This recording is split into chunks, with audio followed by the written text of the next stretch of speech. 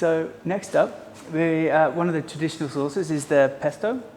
Fresh basil is a must. Be careful which basil you get. Make sure it's Genovese style, or definitely not Thai or that stuff's lethal. So the small, sweet little leaves are the best. You can use some of the outer ones, but it can get quite bitter. So the nice small leaves inside, and if you can see in there, I've just got 1 clove of garlic, and I'll probably use a third or a half of this bunch. And so it's really quite simple. You can put it in the blender, but sometimes it gets really hot and it will overwork and get brown and horrible. One way to stop that is putting a couple of cubes of ice in there, and that will stop it and keep it nice and bright and green. But we're going traditional today, so it's all good. Please take all the stalks and everything out, so it's just leaves, leaves only. And what we'll do then, because when basil gets crushed, it can oxidize really quickly, so we'll add some oil to this, so it'll just coat and keep it nice and green. So we've got the garlic clove in there and the basil, a little bit of oil, just a little bit, and a little bit of salt, and that helps it grind up the basil. So what we need to do now is to give it a good beating and make like a paste, and then we'll go from there.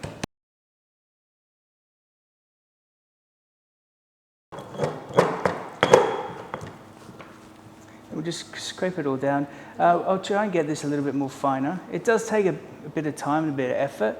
Gives it a nice bright color, and the freshness is great. Sometimes if you put it in the blender, it loses that freshness. All right.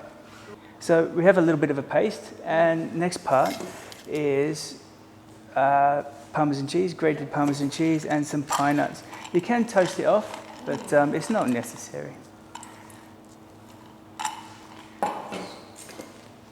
And then I'll just add a little bit more olive oil just to make it a little bit more sauce consistency.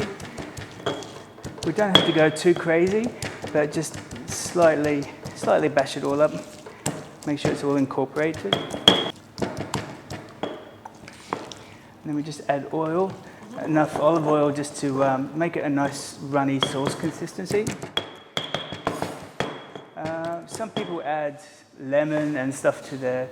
You can do, but you'll find that the acid in the lemon will burn the basil. And it's a little bit rustic, but I'd normally go a little bit further than that, but it looks pretty good to me.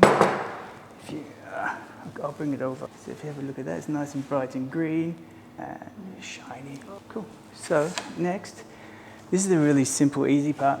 I'll get the gnocchi. Yeah, so reshape, I will just straight into the boiling water. So what I would do is some of the beautiful gnocchi into the boiling water. In the restaurant, I do this as well, because you don't really want to add any more heat to the pesto. So you just go pesto in, lots and lots of pesto. And then I've got to find the gnocchi. When that's come to the boil again, gnocchi straight in.